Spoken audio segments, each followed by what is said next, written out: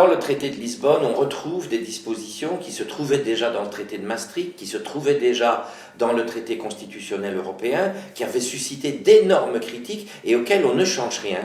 C'est l'indépendance de la Banque centrale européenne, c'est la limitation des missions de cette banque à la lutte contre l'inflation, et c'est l'interdiction qui est faite aux pouvoirs nationaux, régionaux et locaux d'emprunter sans intérêt auprès de cette Banque centrale européenne. Rien ne change de ce point de vue-là, mais quelque chose qu'on constatait déjà il y a 2 ans et qu'on constate encore aujourd'hui beaucoup plus fortement, c'est que l'indépendance de la Banque centrale européenne et la limitation de ses missions à la lutte contre l'inflation font qu'aujourd'hui les dirigeants de cette Banque centrale sont tout à fait libres de pratiquer une politique qu'on appelle la politique de l'euro fort.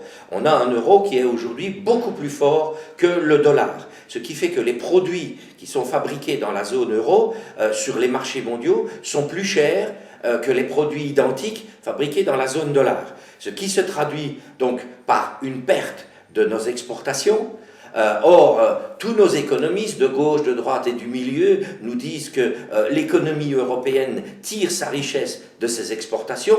La politique de l'euro fort donc freine les exportations, mais elle a aussi d'autres incidences. C'est qu'aujourd'hui, par exemple, l'Airbus, qui est un des fleurons de l'industrie européenne, est plus cher que Boeing parce que l'Airbus est fabriqué dans la zone euro. Et qu'est-ce qu'on vient d'apprendre? C'est que les dirigeants de ADS, la société qui fabrique l'Airbus, ont décidé de délocaliser les usines de montage de l'Airbus vers des pays de la zone dollar.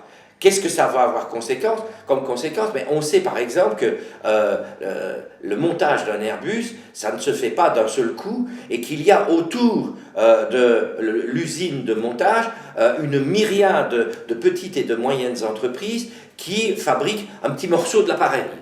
Eh bien, ce sont ces PME qui vont être fortement pénalisées à cause de cette délocalisation qui est la conséquence de l'indépendance de la Banque centrale européenne et de la politique de l'euro fort qui est menée, d'ailleurs avec le soutien de tous les gouvernements. Ils peuvent se scandaliser des délocalisations, mais en fait c'est leur choix de soutenir l'euro fort qui en est responsable. Et donc on va avoir un phénomène où des milliers de personnes travaillant dans des PME vont perdre leur emploi. C'est d'ailleurs un phénomène qu'on avait connu à la fin des années 90, quand on a fermé en Belgique Renault-Vilvoorde. Bien sûr, tout le personnel de Renault a été licencié, mais ce sont surtout environ 40 000 personnes travaillant dans des PME autour de l'usine de montage de Renault qui ont perdu leur emploi. Mais c'est aujourd'hui, c'est ça qui est important. Quand on parle de délocalisation, d'une manière générale, les médias n'attirent l'attention que sur l'entreprise délocalisée et ils ne parlent pas de toutes ces petites entreprises qui sont des sous-traitants et qui tirent leur activité et donc l'emploi qu'elles offrent de cette activité de sous-traitance.